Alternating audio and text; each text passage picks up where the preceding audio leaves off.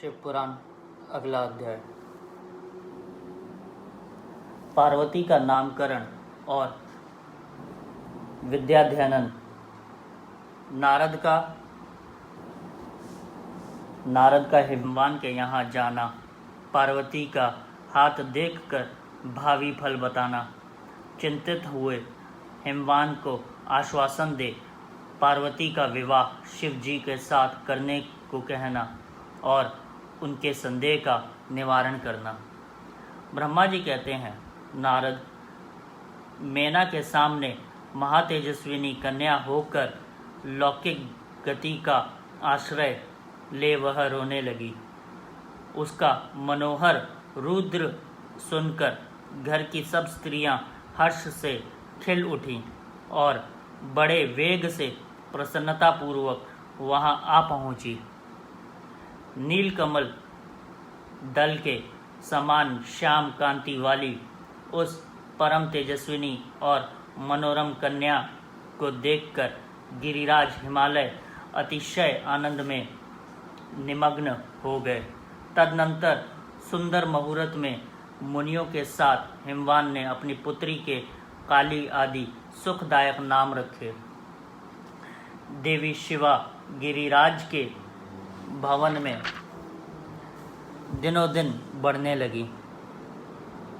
ठीक उसी तरह जैसे वर्षा के समय में गंगा जी की जल राशि और शरद ऋतु के शुक्ल पक्ष में चांदनी बढ़ती है।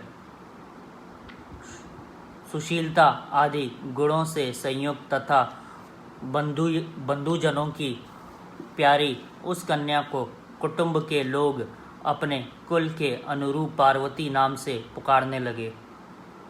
माता ने काली को उमा अरि तपस्या मत कर कहकर तप करने से रोका था मुने। इसलिए वह सुंदर मुख वाली गिरिराज नंदिनी आगे चलकर लोक में उमा के नाम से विख्यात हो गई। नारद, तदनंतर जब विद्या के उपदेश का समय आया तब शिवा देवी अपने चित्त को एकाग्र करके बड़ी प्रसन्नता के साथ श्रेष्ठ गुरु से विद्या पढ़ने लगी। पूर्व जन्म की सारी विद्याएं उन्हें उसी तरह प्राप्त हो गई जैसे शरत काल में हंसों की पांत अपने आप स्वर्गगाह के तट पर पहुंच जाती है और रात्रि में अपना प्रकाश स्वतः महौषधियों को प्राप्त हो जाता है। मुने, इस प्रकार मैंने शिवा की किसी एक लीला का ही वर्णन किया है। अब अन्य लीला का वर्णन करूँगा, सुनो। एक समय की बात है, तुम भगवान शिव की प्रेरणा से प्रसन्नतापूर्वक हिमाचल के घर गए। मुने, तुम शिव तत्व के ज्ञाता और उनकी लीला के जानकारों में श्रेष्ठ हो। नारद, गिरिराज हिमालय ने तुम्हें घर पर आया देख प्रणाम करके तुम्हारी पूजा की और अपनी पुत्री को बुलाकर उससे तुम्हारे चरणों में प्रणाम करवाया। मुनीश्वर फिर स्वयं ही तुम्हें नमस्कार करके हिमाचल ने अपने सौभाग्य की सराहना की और अत्यंत मस्तक झुका हाथ जोड़कर तुमसे कहा। हिमालय बोले, हे मुने नारद, हे ब्रह्मपुत्रों में श्रेष्ठ ज्ञानवान प्रभो, आप सर्वज्ञ हैं और कृपापूर्वक दूसरों के उपकार में लगे रहते हैं। मेरी पुत्री की जन्म कुंडली में जो गुण दोष है उसे बताइए। मेरी बेटी किसकी सौभाग्यवती प्रिय पत्नी होगी। ब्रह्मा जी कहते हैं, मुनिश्रेष्ठ, तुम बातचीत में कुशल और कौतुकी तो हो ही। गिरिराज हिमालय के ऐसा कहने पर तुमने काली का हाथ देखा और उसके संपूर्ण अंगों पर विशेष रूप से दृष्टिपात करके हिमालय से इस प्रकार कहना आरंभ किया। नारद बोले, शैलराज और मैना, आपकी यह पुत्री चंद्रमा की आदिकला के समान बड़ी है। समस्त शुभ लक्षण इसके अंगों की शोभा बढ़ाते हैं। यह अपने पति के लिए अत्यंत सुखदायिनी होगी और माता पिता की भी कीर्ति बढ़ाएगी। संसार की समस्त नारियों में यह परम साध्वी और स्वजनों को सदा महान आनंद देने वाली होगी। गिरिराज, तुम्हारी पुत्री के हाथ में सब उत्तम लक्षण ही विद्यमान हैं। केवल एक रेखा विलक्षण है। इसका यथार्थ फल सुनो। इसे ऐसा पति प्राप्त होगा जो योगी, नंग धड़ंग रहने वाला, निर्गुण और निष्काम होगा। उसके न माँ होगी न बाप। उसे मान सम्मान का भी कोई ख्याल नहीं रहेगा और वह सदा अमंगल वेश धारण करेगा।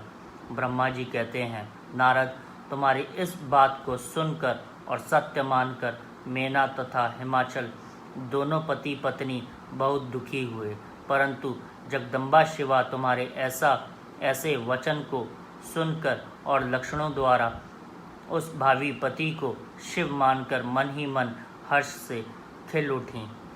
नारद जी की बात कभी झूठ नहीं हो सकती। यह सोचकर शिवा भगवान शिव के युगल चरणों में संपूर्ण हृदय से अत्यंत स्नेह करने लगी। नारद उस समय मन ही मन दुखी हो हिमवान ने तुमसे कहा, मुने, उस रेखा का फल सुनकर मुझे बड़ा दुख हुआ है। मैं अपनी पुत्री को उससे बचाने के लिए क्या उपाय करूं? मुने, तुम महान कौतुक करने वाले और वार्तालाप विशारद हो। हिमवान की बात सुनकर अपने मंगलकारी वचनों द्वारा उनका हर्ष बढ़ाते हुए तुमने इस प्रकार कहा। नारद बोले, गिरिराज, तुम स्नेहपूर्वक सुनो। मेरी बात सच्ची है, वह झूठ नहीं होगी। हाथ की रेखा ब्रह्मा जी की लिपि है, निश्चय ही वह मिथ्या नहीं हो सकती। अतः शैलप्रवर इस कन्या को वैसा ही पति मिलेगा, इसमें संशय नहीं है। परंतु इस रेखा के कुफल से बचने के लिए एक उपाय भी है, उसे प्रेम पूर्वक सुनो।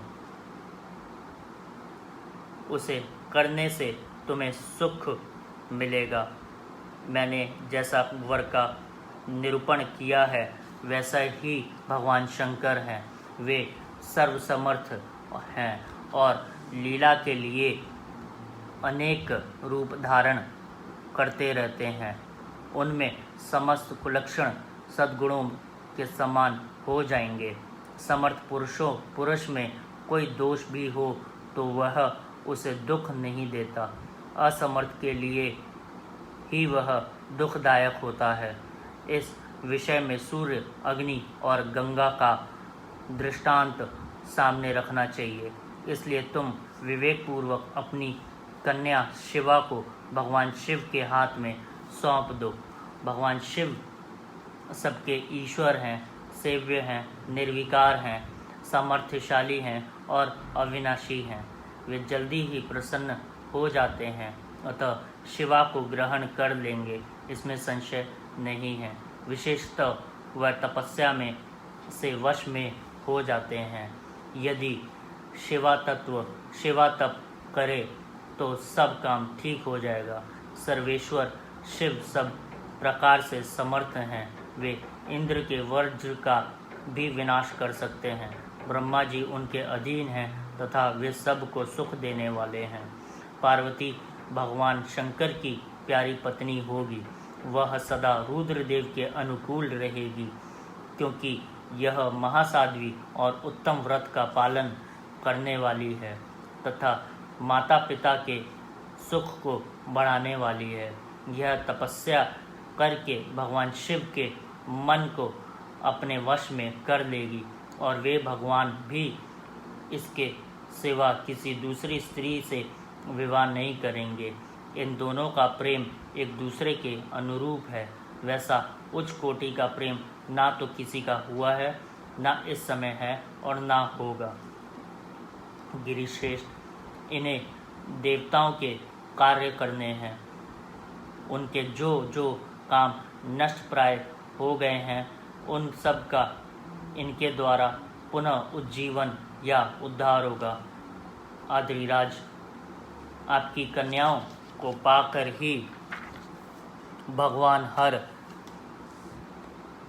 अर्धनारीश्वर होंगे। इन दोनों का पुनः हर्ष पूर्वक मिलन होगा।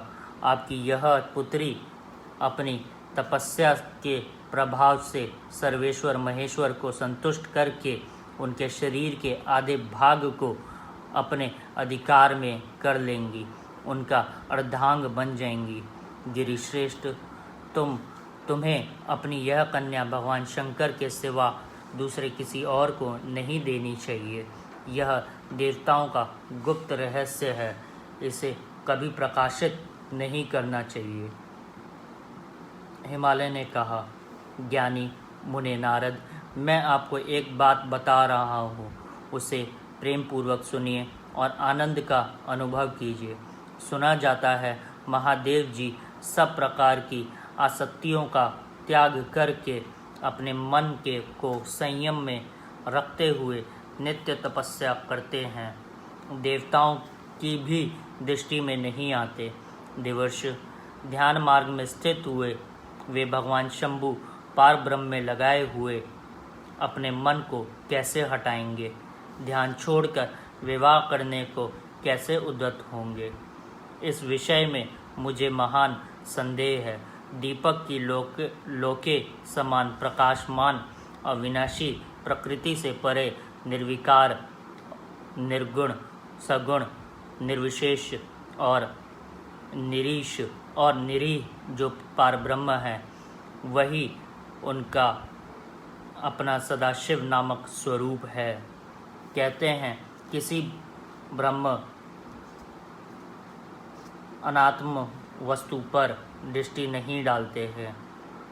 मुने, यहाँ आए हुए किन्नरों के मुख से उनके विषय में नित्य ऐसी ही बात सुनी जाती है। क्या यह बात मिथ्या ही है? विशेषतः वह बात भी सुनने में आती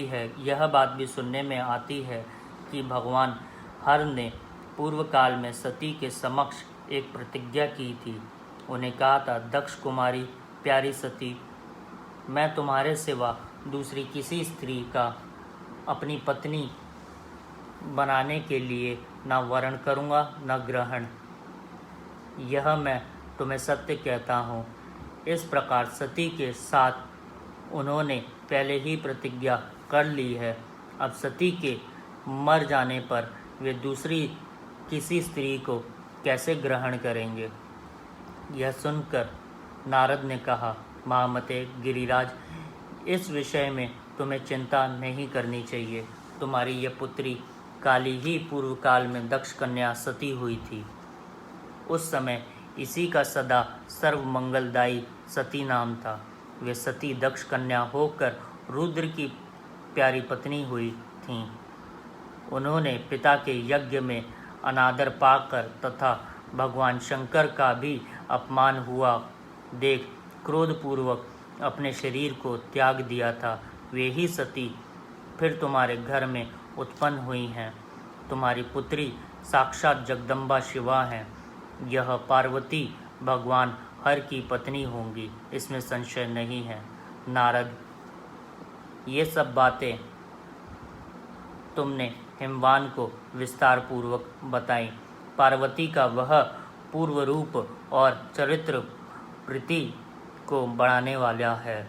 काली के उस संपूर्ण पूर्व वृतांत को तुम्हारे मुख से सुनकर हिमवान अपनी पत्नी और पुत्र के साथ तत्काल संदेह रहित हो गए।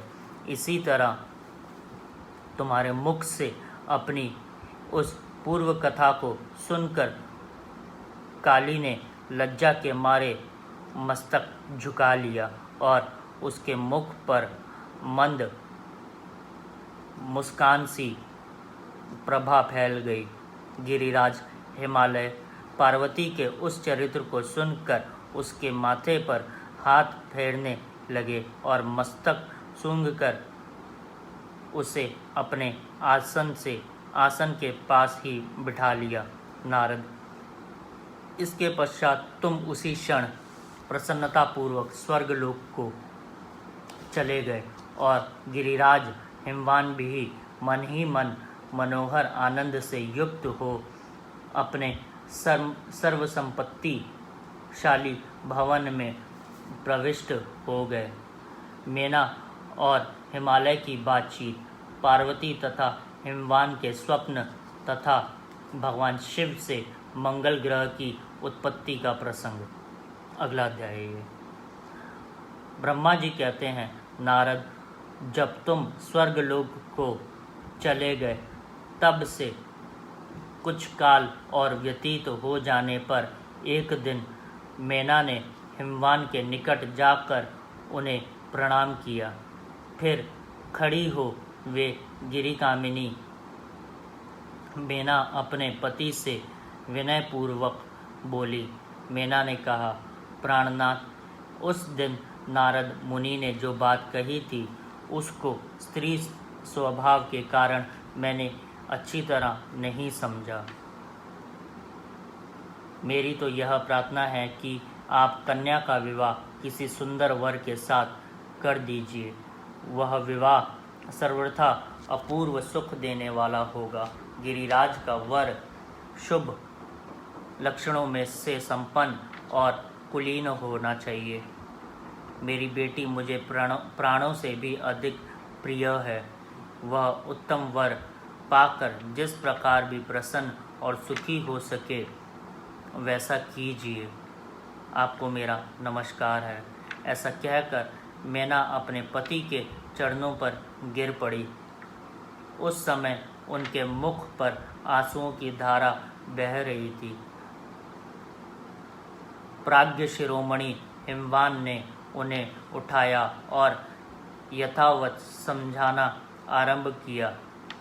हिमालय बोले, देव मेनके, मैं यथार्थ और तत्व की बात बताता हूँ, सुनो। भ्रम छोड़ो। मुनि की बात कभी झूठी नहीं हो सकती।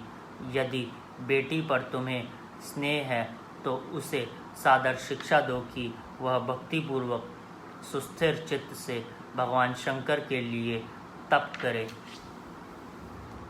मेनके, यदि भगवान शिव प्रसन्न होकर काली का प्राणी ग्रहण कर लेते हैं तो सब शुभ ही होगा। नारद जी का बताया हुआ अमंगल और अशुभ नष्ट हो जाएगा। शिव के समीप सारे अमंगल सदा मंगल रूप हो जाते हैं। इसलिए तुम पुत्री को शिव की प्राप्ति के लिए तपस्या करने की शीघ्र शिक्षा दो।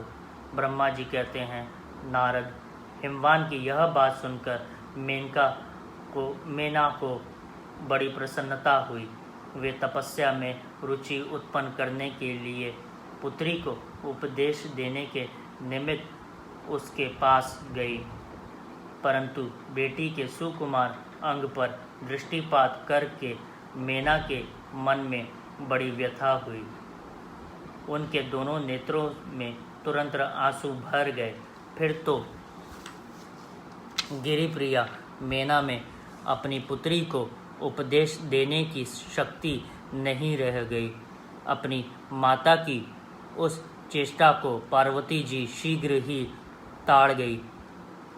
तब वे सर्वज्ञ परमेश्वरी कालिका देवी माता को बारंबार आश्वासन दे तुरंत बोली। पार्वती ने कहा, माँ, तुम बड़ी समझदार हो, तुम मेरी बात सुनो। आज पिछली रात्रि के समय ब्रह्म मुहूर्त में मैंने एक स्वप्न देखा, उसे बताती हूँ।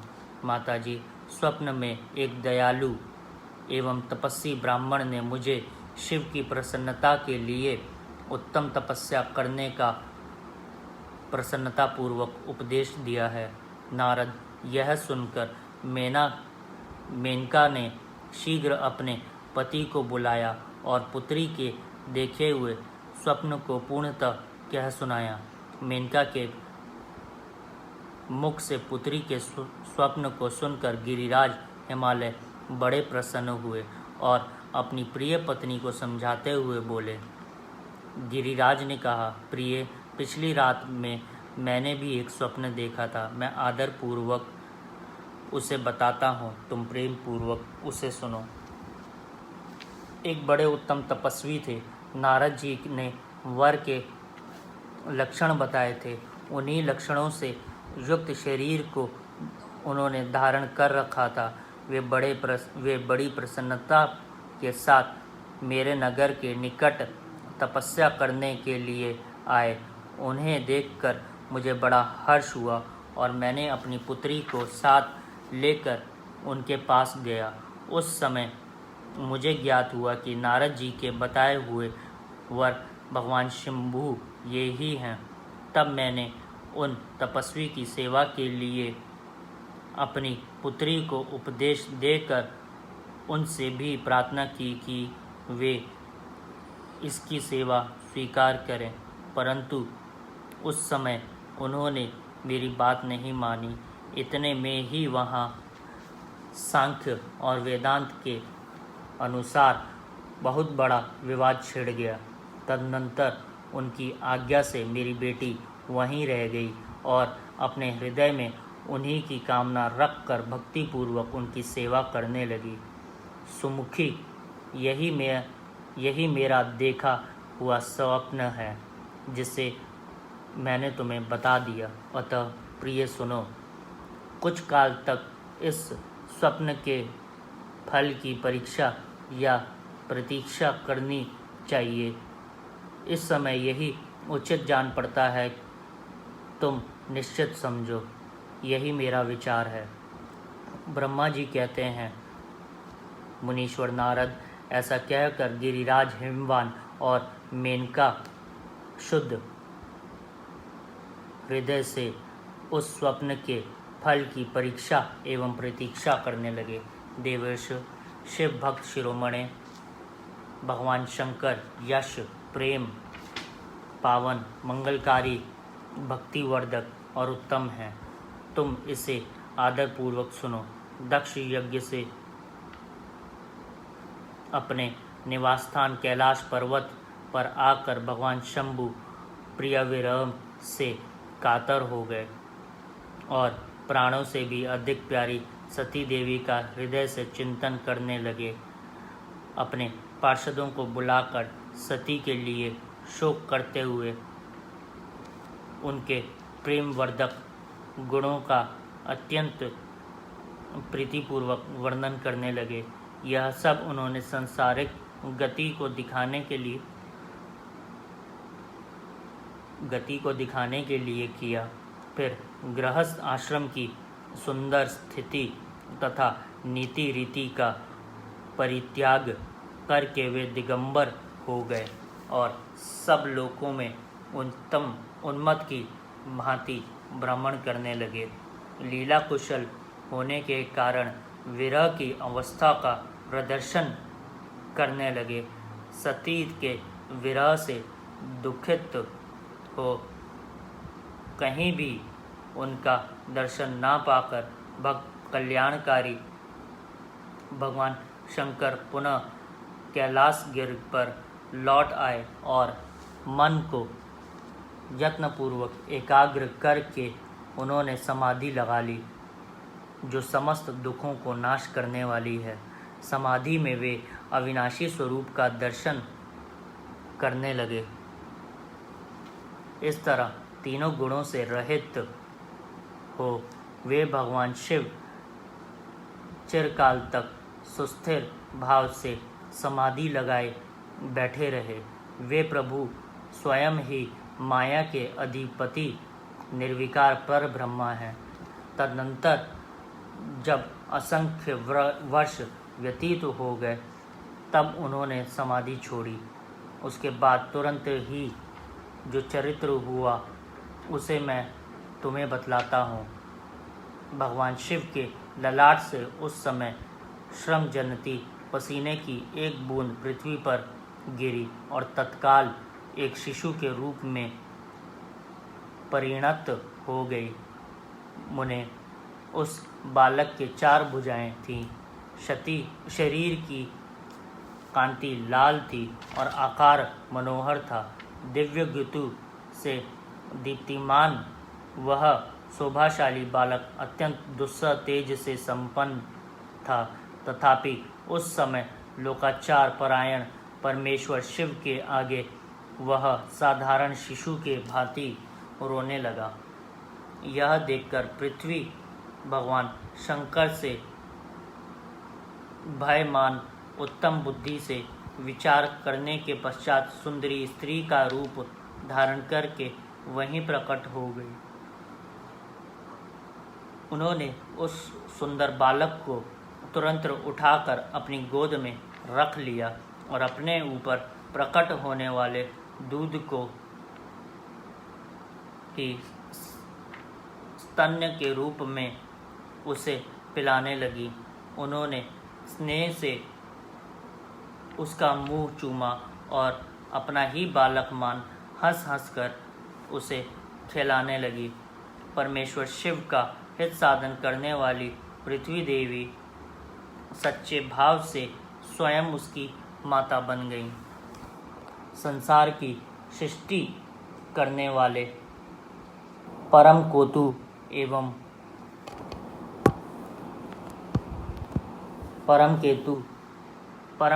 की एवं विद्वान अंतर्यामी शंभु वह चरित्र देखकर हंस पड़े और पृथ्वी को पहचान कर उन्हें बोले, धरिणी, तुम धन्य हो।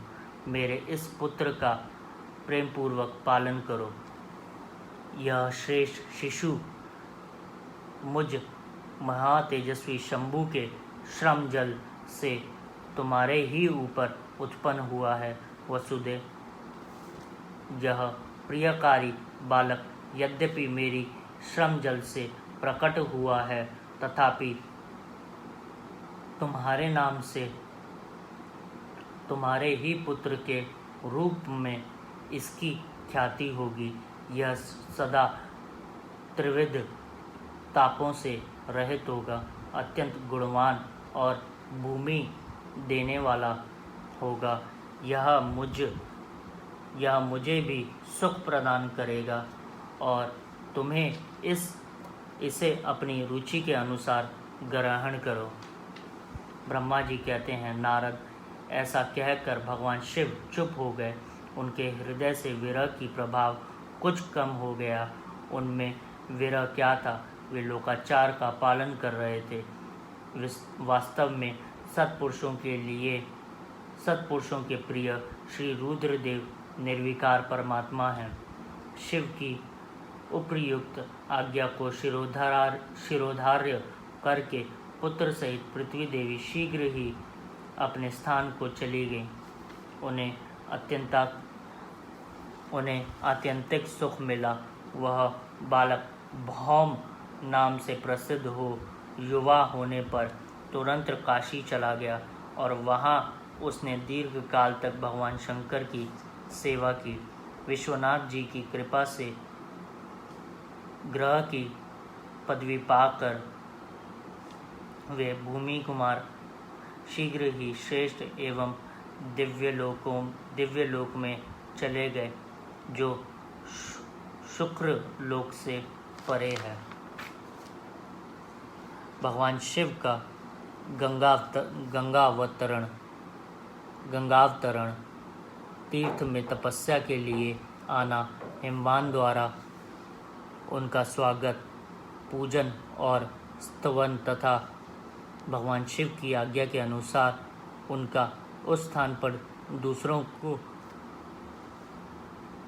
न जाने देने की व्यवस्था करना। ब्रह्मा जी कहते हैं, नारद, हिमवान की पुत्री लोक पूजित शक्ति स्वरूपा पार्वती हिमालय में के घर में रहकर बढ़ने लगी। जब उनकी अवस्था 8 वर्ष की हो गई, तब सती के विरह से कातर हुए शंभू को उनके जन्म का समाचार मिला। नारद उस अद्भुत बालिका पार्वती को हृदय में रख कर वे मन ही मन बड़े आनंद का अनुभव करने लगे।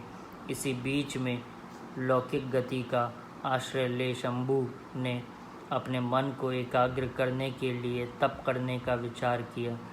नंदी आदि कुछ शांत पार्षदों के साथ ले वे हिमालय के उत्तम शिखर पर गंगावतार नामक तीर्थ में चले गए, जहाँ पूर्व काल में ब्रह्मधाम से च्युत होकर समस्त पाप राशि का विनाश करने के लिए चली हुई परम पावन गंगा पहले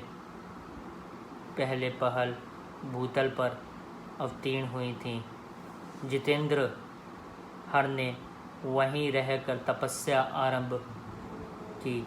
वे आलस्य रहित हो चतन ज्ञानपूर्वक नित्य ज्योतिर्मय निरामय जगन्मय चितानंद स्वरूप द्वैतहीन तथा आश्रय रहित अपने आत्मभूत परमात्मा को एकाग्र भाव से चिंतन करने लगे। भगवान हर के ध्यानपरायण होने पर नंदी भृगि आदि कुछ अन्य पार्षद गण भी ध्यान में तत्पर हो गए।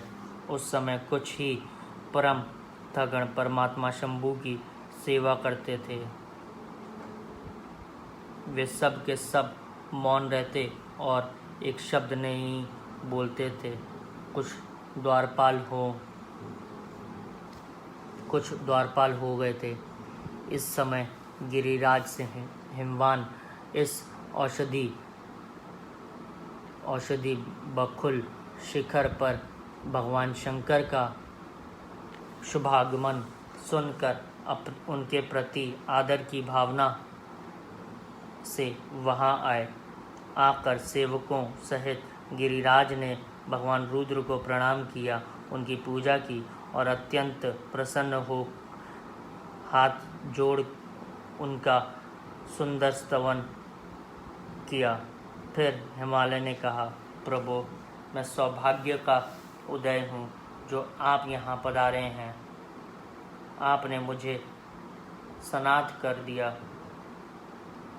क्यों ना हो, महात्माओं ने यह ठीक ही वर्णन किया है कि आप दीन वत्सल हैं। आज मेरा जन्म सफल हो गया, आज मेरा जीवन सफल हुआ और आज मेरा सब कुछ सफल हो गया, क्योंकि आपने यहाँ प्रदर्शन करने का कष्ट उठाया है।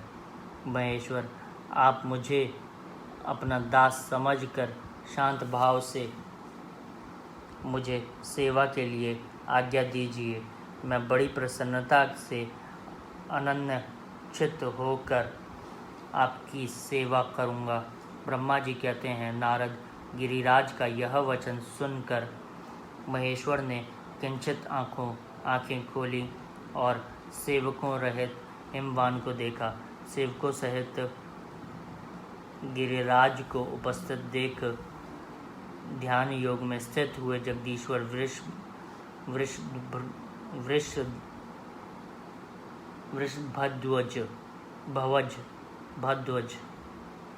वृषभध्वज ने मुस्कुराते हुए ऐसा कहा।